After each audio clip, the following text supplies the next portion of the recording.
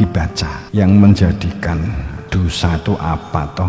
Dosa itu kan wujuduka dan bun kabiru akharu, kata garis besarnya kan itu. Jadi satu sisi kesadaran hamba itu kan, kalau orang hanya melihat satu sisi, berarti sepertinya kita nggak perlu ikhtiar, kita nggak perlu melakukan sesuatu kalimat siliring kodrat itu. Kalau kita memandang satu sisi, sepertinya memberikan satu konsep, nggak usah berbuat. Kalau memang ditakdir bisa, nantilah bisa.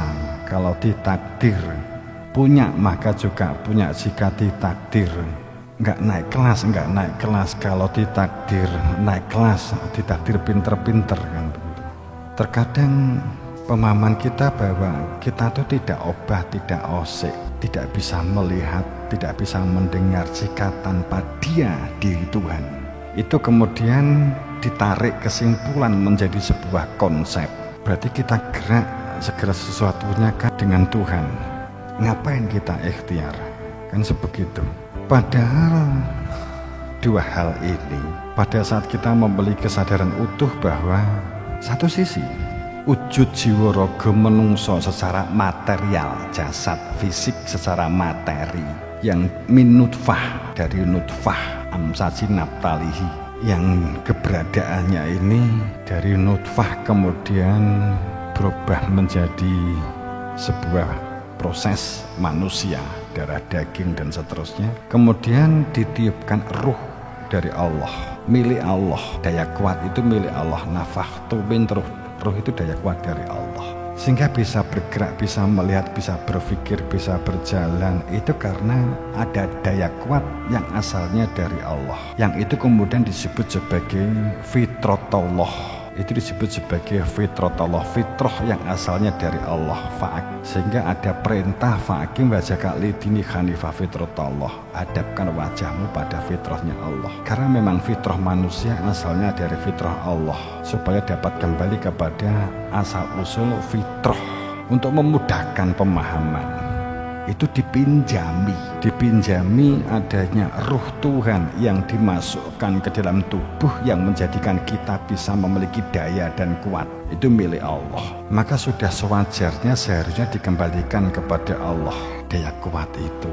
Satu sisi ini, satu sisi bahwa setiap dari diri kita itu ada tiupan ruh yang asalnya dari Allah atau milik Allah, yang menjadikan kita bisa bergerak, bisa beraktivitas. Itu adalah ruh dari Allah. Kemudian kesadaran yang kedua, karena bahwa diri kita itu telah dipinjami ruh dari Allah, fitratullahu lati fatronas alaiha, fitrah manusia yang diciptakan ini asal dari fitrah Allah, yang didelesepke, yang dimasukkan ke dalam tubuh sehingga punya daya kuat. Maka sudah seharusnya untuk mengembangkan potensi yang menjadikan kita bisa berbicara, kita bisa berpikir, kita bisa melihat, kita bisa mendengar, bisa beraktivitas. Itu karena menggunakan daya kuatnya Allah. Maka menjadi akan tampak sia-sia apa yang kita lakukan. Maksud saya akan menjadi sia-sia pada saat sudah diberi daya kuat Allah dengan kesempurnaannya, dimasukkan ke dalam tubuh sehingga kita bisa berpikir, kita bisa melihat, kita bisa mendengar dan mengembangkan potensi. Jika tidak digunakan untuk mengembangkan potensi, melakukan perbuatan-perbuatan yang perintahnya supaya dapat mengembalikan asal-usul kejadian yang asalnya dari Allah untuk kembali kepada Allah, adalah dengan melakukan perbuatan-perbuatan tatanan syar'i, tatanan kebaikan, tatanan kemaslahatan, tatanan kesolehan. Maka kesombongan, arogan, iri, dengki, riya, sum'ah, ujub, takabur dan sebagainya menjadi penghalang seseorang untuk proses mengembalikan unsur kejadian manusia. Karena adanya iri, dengki, dendam, sombong, arogan, itu berarti ada satu pengakuan ruh yang mestinya milik Allah untuk dikembalikan kepada Allah diaku sebagai daya kuatnya.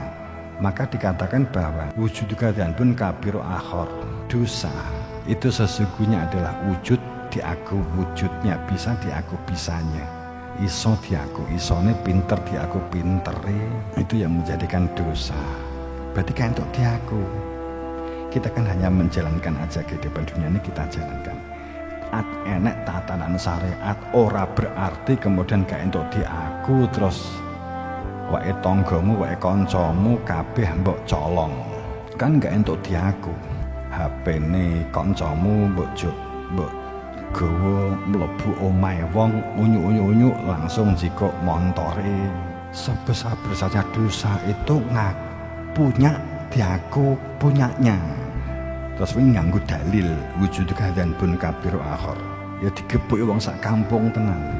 Artinya bahwa itu tatanan hakikat, ada daya kuat yang asalnya dari Allah. Kemudian dalam tatanan kehidupan sosial ada tatanan syariat, ada tatanan lahir, ada tatanan yang diatur dalam hukum-hukum tatanan syar'i, yang intinya syara'alakum itu adalah tidak berpecah belah. Sekali lagi bahwa wala takunu kalladzina nasullah, saat seseorang tidak memiliki zikir, ilmu yang menjadikan hati nurani berfungsi karena telah untuk mengenali fitrah manusia yang asal fitrah manusia dari fitrahnya Allah, yang menjadikan dalam ikatan fakta kalau nyata bahwa manusia tanpa dengan dia, tanpa dengan Tuhan, nyatanya memang nggak bisa apa-apa, tanpa huwa, tanpa fitrah manusia yang asal fitrah dari Allah,